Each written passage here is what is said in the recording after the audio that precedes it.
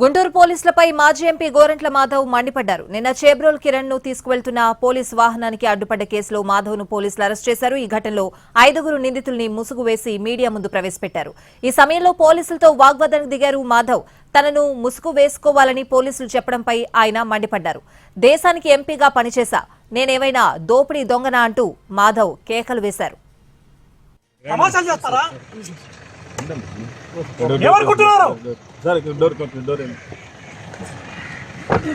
Political లీడర్ని ఎంపీగా పనిచేసిన ఈ దేశానికి ఎంపీగా పనిచేసిన పోలీస్ ఆఫీసర్ని తమాషాలు చేస్తారా? ఏమనుకుంటున్నారు? పొలిటికల్ లీడర్ని ఎంపీగా పనిచేసిన ఈ దేశానికి ఎంపీగా పనిచేసిన పోలీస్ ఆఫీసర్ని తమాషాలు చేస్తారా?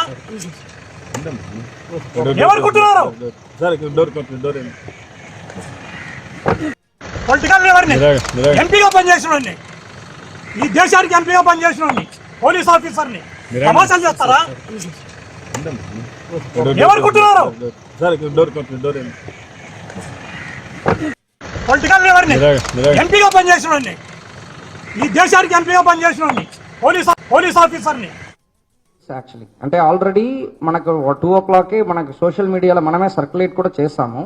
So press meet Mangalagiri rural నుంచి క్యాన్సిల్ చేసి గుంటూరులో పెట్టాము actually. So Mangalagiri rural police స్టేషన్లో ఉన్నారన్నది అందరికీ తెలుసు. అక్కడి నుంచి స్టార్ట్ అవుతున్నారు కదా, మనకు 2 వెహికల్ పోలీస్ వెహికల్ స్టార్ట్ చేశారు. స్టార్ట్ అయ్యి ఇక్కడ వచ్చారు. మనం మంగళగిరి రూరల్లో ప్రెస్ మీట్ని అనుకున్నాము, బట్ మనం గుంటూరుని డిసైడ్ చేసాము. కానీ వాళ్ళు పోలీస్ స్టేషన్లో ఉందన్నది తెలుసు అందరికీ, అంటే సోషల్ మీడియాలో మనమే పెట్టించాము. కాబట్టి ఇట్స్ ఎవరికి దీన్ని సీక్రెట్గా తీసుకోవాలని మనం కూడా అలాంటి ఏం ప్లాన్ చేయట్లేదు, ఓపెన్గానే తీసుకొని వచ్చాము యాక్చువల్లీ. బట్ ఇలాంటి పర్సన్ ఉన్నారనేది మనకి ఇక్కడ గుజనగొండలో సిగ్నల్ ఆగడం వల్ల మనకి ఇక్కడ ఎంటర్ అవ్వడం జరిగింది. అవును, ఉద్దేశపూర్వకంగా చేస్తున్నదే, ప్లాన్ చేసి చేయడం జరిగింది. అంటే వాళ్ళకు కూడా తెలియదు, ఈవెన్ సిఐఎస్ఐసి కూడా ఇక్కడ రావడం వరకు వాళ్ళకి తెలియదు యాక్చువల్లీ. ఇక్కడ వచ్చేసి సిగ్నల్ ఆపిన తర్వాత వాళ్ళు వచ్చిన తర్వాతనే తెలుసు ఇలాంటి ఒకటి ఉందన్నది ముందే.